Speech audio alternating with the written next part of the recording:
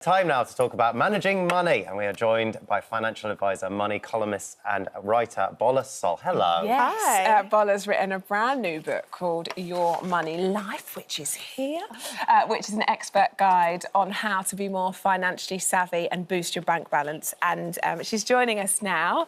Good morning to you. Good morning. Interestingly, your book is aimed at women. Yes. Why are you so passionate about sort of, I suppose, giving women as much information as possible when it comes to finances? Yeah, I think women are usually left out of the conversation when it comes to money. Whenever I'm reading, like, the Financial Times, I notice that people stare at me like, who's reading this? Or I usually... A woman? Interested in finances? Who would have thought it? But also, I've worked in finance for the last 10 years, and what I find is there's not a lot of women who work in finance, and less than 50 years ago, a woman couldn't open up a bank account on her own. Wow. She couldn't. Only 50 Less years.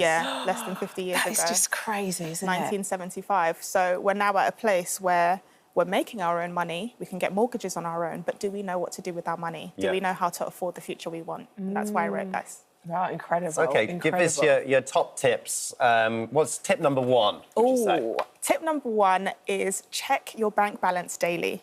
Oh, OK. Yeah, and that can be tough because I think a lot of people, they have a bit of fear and shame when it comes to maybe sometimes checking their bank balance or maybe being like, oh gosh, I've overspent and things like that. But it's better you get in front of it. It's a bit like a plaster. You need to kind of, the quicker you rip it off, the quicker you check it, the better, the quicker you can come to the reality of the situation. OK. You're so right, because I think that is your instinct, isn't it, to be like, oh gosh, I know that, you know, payday's this day and I know this comes out then, but you don't, other than that, it's a bit...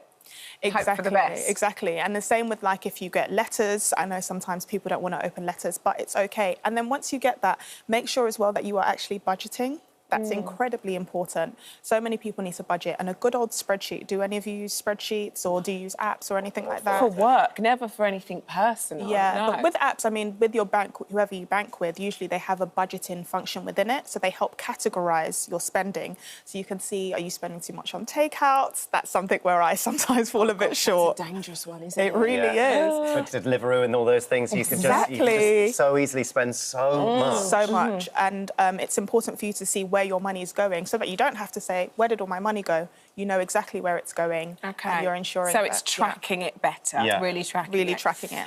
I know that you say create separate accounts or pots to manage your money better. Yes. So I've seen this trend online, especially on social media apps, where people are saying they thought they had extra money and then they realised that it was for, like, an expense and they've spent the money.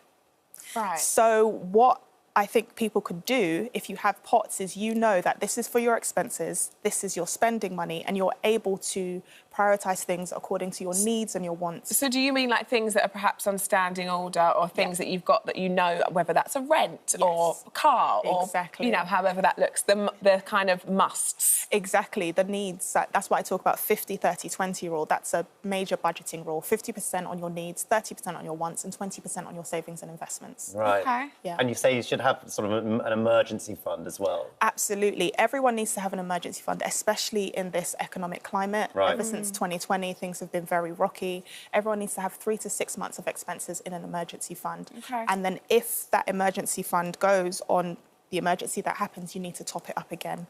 And if people feel like that's a lot of money, start with 1 week or start with 1 month and just work your way up. But everybody needs it. That's it, sort of slowly, then you build up. Slowly, Just but little, surely. you know. Yeah. So tip 3, you said that review your direct debits and outgoings. Yes, I think a lot of people don't check things like, for example, subscriptions. OK. And sometimes subscription prices go up and you only hear about it through the grapevine, right? And then you're like, oh, is that how much I'm paying for this? I think we need to do that more. Look at our direct debits and look at what are we actually using? Because there's been times that I have purposely started using things a lot more because I'm like, I'm paying for it. I should use it. Or there's streaming services. I used to have like 2 to 3 on the go and now I'm like, one at a time. What am I really watching and making the most out of? How much time do you really have to watch it all to? There's, I only did it recently, where you can go into your iPhone or whatever and check how many subscriptions. And I didn't realise I had so many subscriptions on the go from like a Facetune app from like 2016.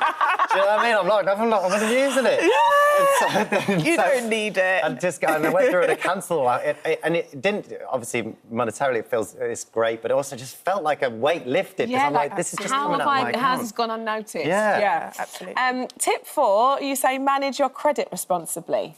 Yeah, so that's really important. When you think about APR, so annual percentage rate, what it costs to have credit, you need to ensure that you are not paying more than you need to. So where possible, make sure you're paying off your balance every single month.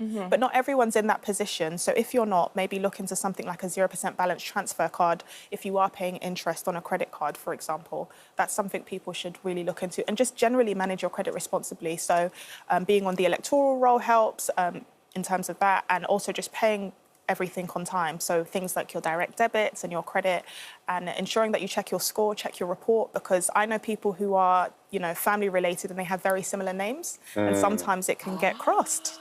Yes. Okay, The big thing is sort of saying across all of these things is just making sure that you're aware of it more all the time, and just sort of getting across things. I think, so much, if you, like you're saying at the start, if you just sort of close your eyes and you think, oh, it's going to be okay, then you can get a bit lost with it all, Exactly, and then the more that you do that, the more of you just don't want anxiety when it comes to your money. And I think a lot of people have money-related anxiety, but the key is just to get started, look at where you are and put everything together and say, what do I need to prioritise? That's really key. And knowledge is power, isn't it? Absolutely. And then lastly, tip 5, teach yourself how to be financially literate.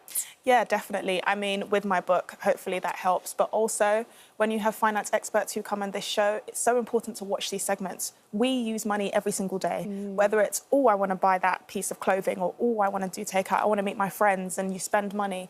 But are you educating yourself when it comes to your future? How do you want to retire, for example? And that's really important. And you don't want to get to retirement and then realise, oh, I should have thought about this 20 years ago. You want to start thinking about it now and having conversations. Yeah. It's so basically scary, adulting, isn't it? I know. And I feel when I listen to this, I'm like, gosh, yeah, I need to adult a little better. I had a meeting recently where they were like, oh, yeah, what do you want to do when you retire? How old do you want to... And I was like, I don't know what I'm doing tomorrow. Yeah. It's so scary to think about your future. You also talk about investing. Yes. Where should you start if that's something that you're thinking about? So people can know they can start with as little as £1, and they can open up a stocks and shares ISA, for example. What platform you choose to start with is completely up to you. Vanguard is one of the cheapest, and then there's Free Trade and Trading 212.